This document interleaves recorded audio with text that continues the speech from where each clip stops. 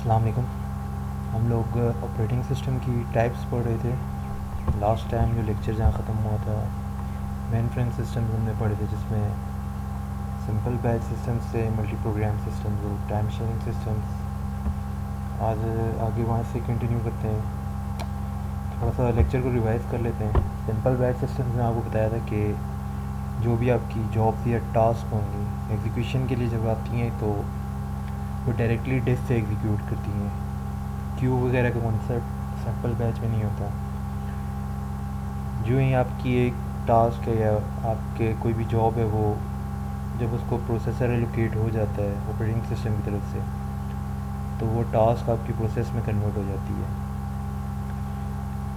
In execution होता है जब कोई भी प्रोसेस सिंपल बैच में जब वो किसी इनपुट या आउटपुट के लिए वेट कर रहा होता है, यूज़र की तरफ से किसी भी रिस्पांस के लिए वेट कर रहा होता है, तो उतनी देर सीपीयू भी आपका आइडल रहता है। तो सीपीयू यूटिलाइजेशन इसमें कम होती है। सीपीयू को वेट करना पड़ता है उस टास्क को अपना काम कंप्लीट करने के लिए। तो जब वो टास्क अपना काम कंप्लीट करती है फिर सीपीयू वेट करता है, फिर ठीक है, फिर उसको आगे प्रोसेस करता है जब तक वो मुकम्मल तौर पर टर्मिनेट नहीं हो जाती, नेक्स्ट जॉब आपकी एग्जीक्यूशन के लिए नहीं आती।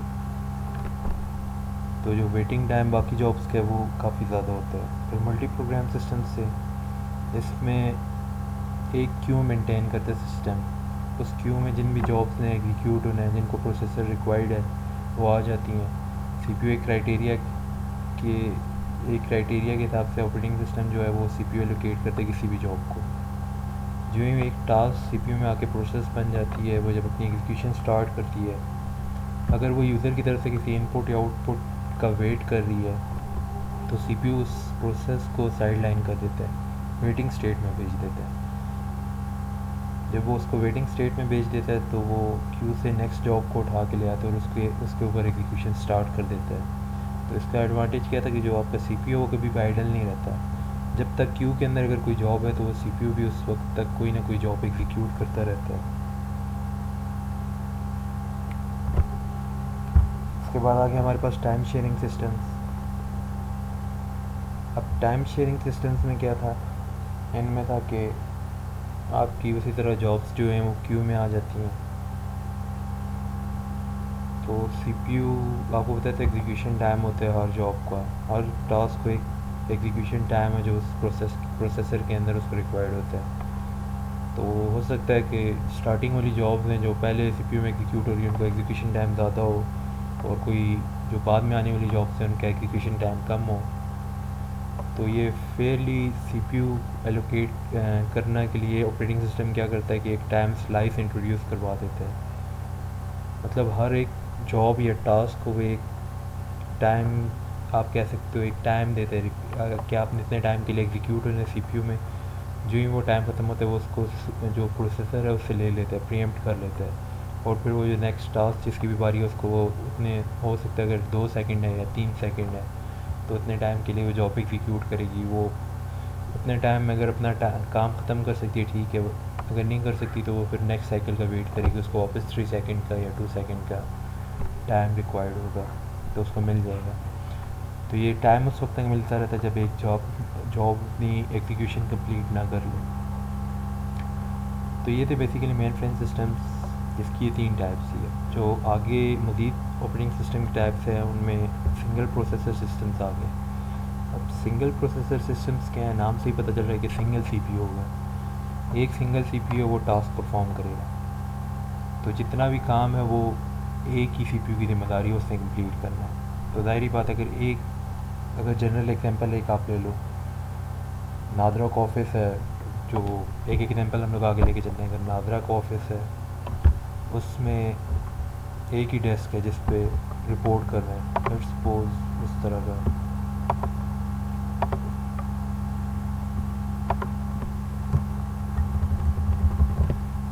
ये एक काउंटर है। अब जितने भी लोग हैं 10 हैं, 50 हैं या 100 हैं, वो सारे इसी एक काउंटर पे जाएंगे। जब एक का काम ख़त्म होगा फिर सेकंड आएगा, फिर सेकंड जो जिसकी अगली बारी होगी। ये क्यू है एक किस्म की। तो इस क्यू में से बारी बारी हर कोई इस काउंटर पे जगह काम करेगा, क्योंकि एक ही बंदा काम कर रहा है सिंगल। तो ये सिंगल प्रोसेसर में भी क्या है, ओनली वन CPU अवेलेबल है, उस एक CPU ने सारी आपकी जितनी एग्जीक्यूशन है वो एक CPU ने परफॉर्म करनी है, तो टाइम ज़्यादा लगेगा, जो आपकी थ्रूपुट है वो भी कम होगी। सिंगल प्रोसेसर सिस्टम में सिर्फ एक आपका सिस्टम एट ए टाइम काम कर रहा है। अगर बुक में देखें इस टॉपिक के बारे में तो आप देख सकते हो कि most systems use single processor. There are different types of single processor system from PDAs to mainframe computers. PDAs के हैं पर्सनल डिजिटल असिस्टेंट्स, जो आपकी मोबाइल डिवाइसेस नहीं है बाकी में। पहले अब तो मोबाइल डिवाइसेस में भी क्वाड कोर तक प्रोसेसर आ गए। पहले जो होते थे सिंगल प्रोसेसर CPU जो होते थे वो भी सिंगल कोर होते थे। Single processor system has one main CPU to execute a general purpose instruction set including the instruction from user processes। उसके बाद special purpose processor run limited instruction set and do not execute user process. Sometime they are manage by operating system. Operating system sends them information about the task and monitor their status. तो criteria किस हिसाब से किस task में execute होना है, वो कौन काम कर रहा है, ऑपरेटिंग सिस्टम आपको पहले भी बताया था।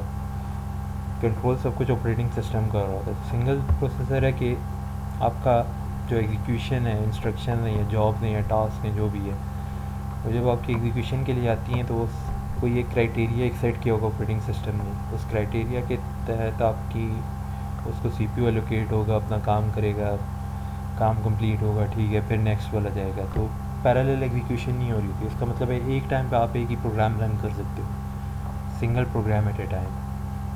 तो ये थे आपके जो सिंगल प्रोसेसर सिस्टम्स हैं। उसके बाद हमारे पास आ गए मल्टी प्रोसेसर सिस्टम्स। अब मल्टी प्रोसेसर के हैं मोर देन वन CPU या 2 और मोर CPUs जो हैं। जिस तरह आप कंप्यूटर्स में नाम का आपको पता होगा डुअल कोर होते हैं। डुअल कोर का क्या मतलब, 2 कोर्स अवेलेबल हैं। मतलब एक CPU के अंदर 2 कोर्स होते हैं, एक CPU के अंदर 2 मज़ीद CPU होते हैं। कोर का आप ये समझ लो, जो कोर के एग्जीक्यूशन कर रहा होता है किसी भी प्रोग्राम की। क्वाड कोर हैं, 4 CPUs अवेलेबल होते हैं। इसी तरह फिर 8 CPUs होते हैं, 16 होते हैं, 32 होते हैं, 64 तक होते हैं। मेन फ्रेम सिस्टम्स में 64 कोर्स तक अवेलेबल होते हैं विद इन वन CPU। तो मल्टी प्रोसेसर सिस्टम्स में क्या है, एक टास्क हो सकता है एट ए टाइम एक से ज़्यादा टास्क एग्जीक्यूट हो रही हो। वजह क्या है, क्योंकि मल्टीपल प्रोसेसर्स अवेलेबल हैं। एक कोर एक टास्क को देख रहा होगा, दूसरा कोर दूसरी टास्क को देख रहा होगा, तीसरा कोई और काम कर रहा होगा, चौथा कोई और काम कर रहा होगा। अब जितने कोर हैं एक CPU के अंदर, इसकी एग्जांपल आप इस तरह ले सकते हो कि ये CPU एक ही है, इसके अंदर डिफरेंट कोर्स हैं, एक हो गया, 2। तो ये क्वाड कोर की हम एग्जांपल ले लेते हैं। तो 4 कोर्स इसके अंदर हमारे पास अवेलेबल है। अब है क्या, वही जनरल एग्जांपल ले लो आप नादरा के ऑफिस की। इस केस में क्या होगा, आपके पास 4 काउंटर है।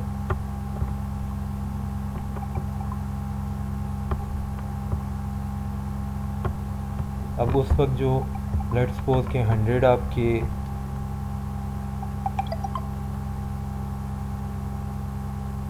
आपके अगर बंदे थे एक नादरा ऑफिस में जो किसी काम के लिए आए थे, तो उनको एक ही बंदा हैंडल कर रहा था सिंगल कोर के केस में, तो टाइम ज़्यादा लगेगा, उन 100 को भी ज़्यादा वेट करना पड़ेगा और इसका टाइम भी काफ़ी ज़्यादा लगेगा। अब क्या है, अब वही 100 बंदे क्या है, 4 बंदे आगे उनको एड्रेस कर रहे हैं, 4 काउंटर्स आ गए।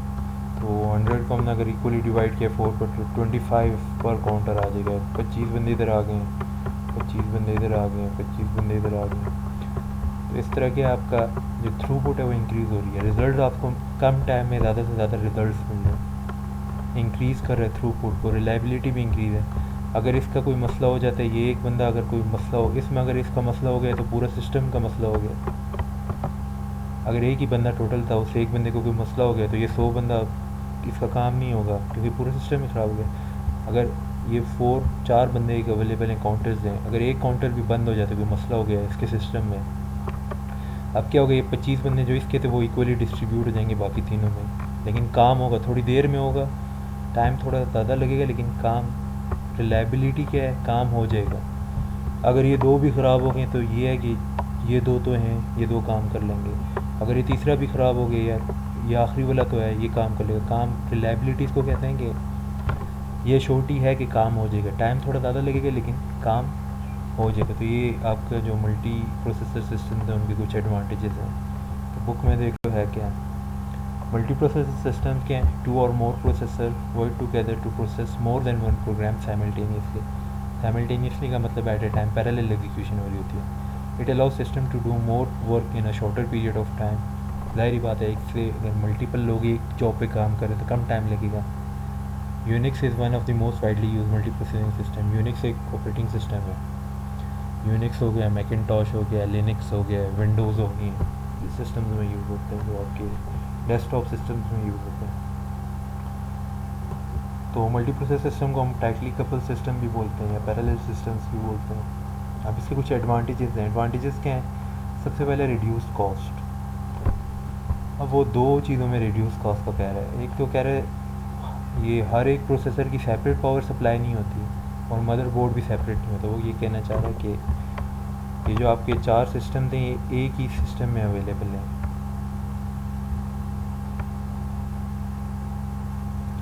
ये 4 डिफरेंट आपके प्रोसेसर्स हैं लेकिन एक ही सिस्टम के अंदर है। ये 4 कोर्स एक ही सिस्टम के अंदर है। सिस्टम आपका कंप्यूटर सिस्टम एक ही है जिसके अंदर ये 4 कोर्स हैं आपके। अब पावर सप्लाई सिस्टम को मिल रही होगी, इनको कोर्स को अलग अलग नहीं मिलती। तो पावर सप्लाई का एक ही एडवांटेज है कि एक ही पावर सप्लाई में चारों रन हो रहे हैं। दूसरा क्या था कि आपका जो है दूसरा इसमें बताया था हमारे पास क्या था, मदरबोर्ड। मदरबोर्ड क्या होता है?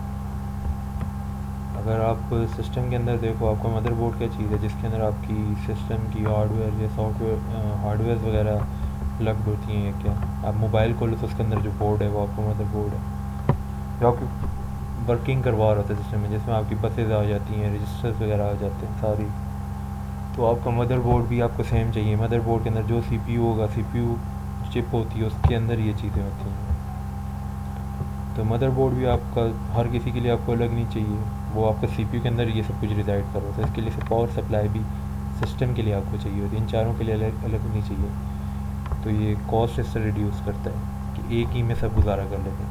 Increase reliability. रिलायबिलिटी का आपको बताया था अभी कि एक भी अगर कोई ख़राब हो जाता है तो उसका लोड ज़्यादा पड़ जाएगा लेकिन रिज़ल्ट आपको जनरेट लाजमी होगा। The reliability of system is also increase. Failure of one processor doesn't affect the other processes, though it will slow down the machine. कह रहा है कि उन 4 में से अगर एक भी ख़राब हो जाता है तो बाकी सिस्टम को कोई फ़र्क नहीं पड़ेगा। सिर्फ यह है कि वो जो बाकी 3 रह गए उनका काम थोड़ा ज़्यादा हो जाएगा लेकिन काम कंप्लीट हो जाएगा, इतनी रिलायबिलिटी है। उसके बाद इंक्रीज थ्रूपुट। थ्रूपुट होता है बेसिकली एक टाइम के अंदर आप कितने रिजल्ट जनरेट कर रहे हैं सिस्टम कितने आपको रिज़ल्ट दे रहा है within some specified time. तो वो कह रहे हैं कि increase in number of processes. जितने ज़्यादा लोग काम कर रहे होंगे उतना ज़्यादा आपको रिज़ल्ट मिलेगा, उतना फास्ट आपको रिज़ल्ट मिलेगा। तो number of processes completes the work in less time. It is important to note that doubling the number of processes doesn't have all the time to complete a job. It is due to the overhead in communication between processors and contention for shared resources etcetera. Contention आपको उस दिन बताई थी shared resources के लिए क्या होती है कि मल्टीपल जो आपकी टास्क हैं या प्रोसेस हैं वो जब रिक्वेस्ट करते हैं किसी एक रिसोर्स के लिए, आपको होता है रिसोर्सेज जो हैं वो अगर एक रिसोर्स है उसके लिए हो सकता है कि 5 जो आपकी प्रोसेस हैं जो आप रिक्वेस्ट कर दें। तो ऑपरेटिंग सिस्टम पे डिसाइड करता है कि फेयरली उसने डिस्ट्रीब्यूट करनी होती है रिसोर्स, तो उसने पहले रिसोर्स किसको एलोकेट करनी है। तो ये बेसिकली इसके एडवांटेजेस थे। एक तो कॉस्ट को रिड्यूस करता है, दूसरा रिलायबिलिटी इंक्रीज़ कर देता है। अगर एक भी कोई मसला हो जाए तो बाकी 3 काम कर लेंगे। अगर 2 कोर्स आपकी या प्रोसेसर्स ख़राब हो गए तो बाकी 2 अपना काम कंप्लीट कर लेंगे। काम थोड़ा टाइम ज़्यादा लगेगा लेकिन काम कंप्लीट हो जाएगा। फिर थ्रूपुट क्या है कि रिज़ल्ट्स जितने ज़्यादा लोग काम कर रहे हैं उतने ज़्यादा कम टाइम में आपको जल्दी ज़्यादा रिज़ल्ट्स मिलेंगे। तो ये थ्रूपुट का था। अब कुछ टाइप्स हैं मल्टी प्रोसेसर सिस्टम्स की। ये बेसिकली 2 टाइप्स के होते हैं, एक सिमेट्रिक होते हैं और एक एसिमेट्रिक मल्टी प्रोसेसिंग होती है। अब सिमेट्रिक मल्टी प्रोसेसिंग क्या है, यही एग्जांपल ले लेते हैं 4 कोर्स की। सिमेट्रिक मल्टी प्रोसेसिंग ये है कि ये 4 कोर आ गए आपके। अब सबको इक्वल आपका कह सकते हो, इसका भी स्टेटस इक्वल है, ये भी इक्वल है, ये भी इक्वल है, सबको इक्वल हक है। इनमें से कोई मास्टर नहीं है, कोई स्लेव नहीं है। एक मास्टर स्लेव वाला कंसेप्ट होता है, वो इनमें नहीं है। इन सब के इक्वल स्टेटस है, जितना इसका हक है उतना ही इसको दिया गया है, उतना ही इसको हक दिया गया, उतना ही इसको दिया गया हक। अब ये अगर एज़ पर नीड ये लोग आपस में कम्युनिकेट कर सकते हैं, जब ये कोई प्रोसेसिंग कर रहे हैं, ये चारों आपस में कम्युनिकेट कर सकते हैं। और इनपुट आउटपुट जो है वो इन चारों में से किसी एक पर भी परफॉर्म की जा सकती है। ये भी कर सकता है, ये भी कर सकता है, ये भी कर सकता है, ये भी कर सकता है, क्योंकि सबका इक्वल स्टेटस है। तो ये था बेसिकली एक सिमेट्रिक प्रोसेसिंग कॉन्सेप्ट क्या है। A method of processing in multiple CPUs work together on the same task is called symmetric multiprocessing. Each processor runs an identical copy of same operating system. Symmetric operating system treat all processors equally. ये देख लो, equal status है सबका। Input output किसी पर भी process की जा सकती है क्योंकि इक्वल स्टेटस है। The processor communicate with each other, आपको पहले बताया, अगर उनको कोई रिक्वायर्ड है, नीडेड है। It enables many processors to run at once without degrading performance. Each CPU is separate and is possible for one CPU to be idle while another CPU is overloaded. Idle का क्या मतलब है? हो सकता है एक CPU फारिग बैठा हो, काम आपने इक्वली अगर डिस्ट्रीब्यूट नहीं किया, फेयर डिस्ट्रीब्यूशन नहीं थी, वर्कलोड इसको आपने 6 चीज़ें दे दी हैं प्रोसेस करने के लिए, इसको आपने 2 दे दी हैं, ये अपना 2 काम कंप्लीट करेगा, फारिग बैठ जाएगा।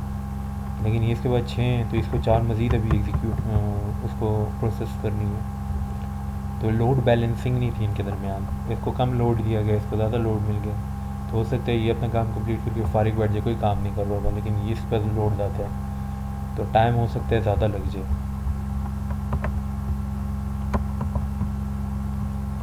उसके बाद हमारे पास आ गए जो asymmetric multi processing. Asymmetric multi processing में क्या है कि आपका जो है ये जो 4 आपके CPUs हैं, कोर्स हैं या प्रोसेसर्स हैं, इन सब का इक्वल स्टेटस नहीं होता। हो सकता है इनमें से एक मास्टर हो जो सबको कंट्रोल कर रहा होगा, इसको हम कहते हैं ये मास्टर प्रोसेसर है। अब ये मास्टर है, ये बाकी इसके स्लेव हैं, ये बाकी इसके अंडर हैं। जो ये कहेगा वो 1 जो भी कहेगा 2 3 4 को वो मांगना पड़ेगा। 1 जो चाहेगा, हो सकता है 1 कहेगा 2 ने सारा काम करना है, 3 और 4 ने कुछ नहीं करना, तो 2 को सारा काम करना पड़ेगा। IO जो है वो सिर्फ ये प्रोसेस करेगा, इनपुट आउटपुट कौन प्रोसेस करेगा? जो मास्टर है। स्लेव सिर्फ वो काम करेंगे जो उनको मास्टर कहेगा, और कम्युनिकेशन भी आपस में नहीं होगी इनकी। तो a multiprocessor technique in which each processor is dedicated to a particular task is called asymmetric multiprocessing. It has one master process and remainder processes are called slaves. फिर आपको बताया एक प्रोसेसर मास्टर हो गया, बाकी उसके अंडर हो जाएंगे।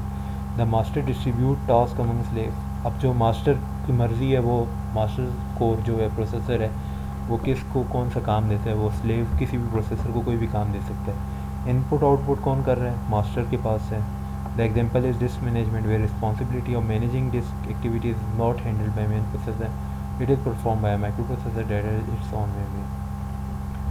तो ये था बेसिकली आपका क्या था कि सिमेट्रिक और एसिमेट्रिक में बेसिक डिफरेंस क्या है। तो ये डिफरेंस है कि सिमेट्रिक जो है उसमें सबका इक्वल स्टेटस होता है, कोई मास्टर स्लेव वाला कॉन्सेप्ट नहीं है, इनपुट आउटपुट किसी भी प्रोसेसर पर परफॉर्म हो जाती है। एसिमेट्रिक में क्या है, एक आपका प्रोसेसर जो है वो आपका मास्टर प्रोसेसर है और बाकी आपके स्लेव हैं। जो मास्टर जो है वो वर्क डिस्ट्रीब्यूट करते हैं स्लेव्स के अमंग, इनपुट आउटपुट जो है वो मास्टर परफॉर्म करते हैं। तो ये था आपका बेसिक डिफरेंस, जो टाइप्स हमारी मल्टी प्रोसेसिंग सिस्टम्स की, एसिमेट्रिक और सिमेट्रिक मल्टी प्रोसेसिंग।